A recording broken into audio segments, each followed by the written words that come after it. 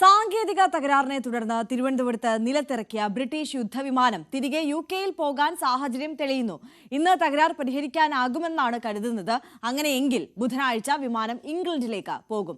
Take off, landing എന്നിവ പരീക്ഷണാടിസ്ഥാനത്തിൽ നടത്തിയ ശേഷമായിരിക്കും മടക്കയാത്ര.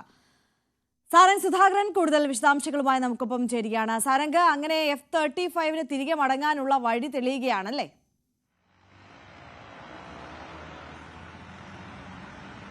തീർച്ചയായും ആര്യ, ഒരു മാസത്തോളമായി ഇത്തരത്തിൽ തിരുവനന്തപുരം അന്താരാഷ്ട്ര വിമാനത്താവളത്തിൽ ഈ F-35B എന്നൊരു അത്യാധുനിക യുദ്ധവിമാനം കുടുങ്ങിക്കിടക്കാൻ തുടങ്ങിയിട്ട് ഈയിടെ വന്ന 14-അംഗ സംഘം, അതായത് ഈ ലോക്ഹീഡ് മാർട്ടിൻ ഈ വിമാനത്തിന്റെ കമ്പനിയിൽ നിന്നടക്കമുള്ള വിദഗ്ധ സംഘമാണ് നിലവിൽ ഈ ഒരു അറ്റകുറ്റപ്പണികളുമായി മുന്നോട്ട് പോകുന്നത്.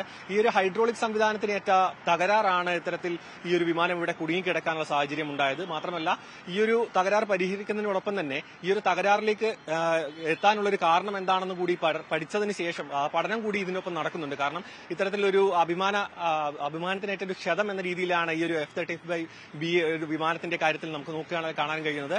ഇത്തരത്തിൽ ഈ ഒരു പരിഹാരത്തിലേക്ക് എത്തുകയാണെന്നുണ്ടെങ്കിൽ തന്നെ ഉടനടി ഇവിടെ നിന്നും മാറ്റുന്ന ഒരു സാഹചര്യം ഉണ്ടാവില്ല. അതിനു പകരം ഈ ഒരു വിമാനം ഇവിടുന്ന് പരീക്ഷണ പറക്കലും ടേക്ക് ഓഫും ലാൻഡിങ്ങും എല്ലാം ചെയ്തതിന് ശേഷം മാത്രം മുഴുവനായും സുരക്ഷ ഉറപ്പാക്കിയതിനു ശേഷം മാത്രമായിരിക്കും മുന്നോട്ട് കൊണ്ടുപോകുക. കാരണം ഇത്രയും ദൂരം സഞ്ചരിക്കേണ്ടതുണ്ട്. മാത്രമല്ല, ഇത്തരത്തിലൊരു ഒരു മാസമായി കുടുങ്ങിക്കിടക്കുന്ന ഒരു വിമാനത്തിന് മറ്റ് തകരാറുകളുണ്ടോ? കാരണം ഈ ഒരു ഹൈഡ്രോളിക് സംവിധാനത്തിനൊപ്പം തന്നെ ഇതിനെ നിർത്തിയിട്ടതിന്റെ ഭാഗമായി ഉണ്ടാകുന്ന വേറെ എന്തെങ്കിലും തകരാറുകളുണ്ടോ എന്നൊക്കെ പരിശോധിച്ച് 100% ഉറപ്പാക്കിയതിനു ശേഷം മാത്രമായിരിക്കും ഇവിടെ നിന്ന് മാറ്റുക.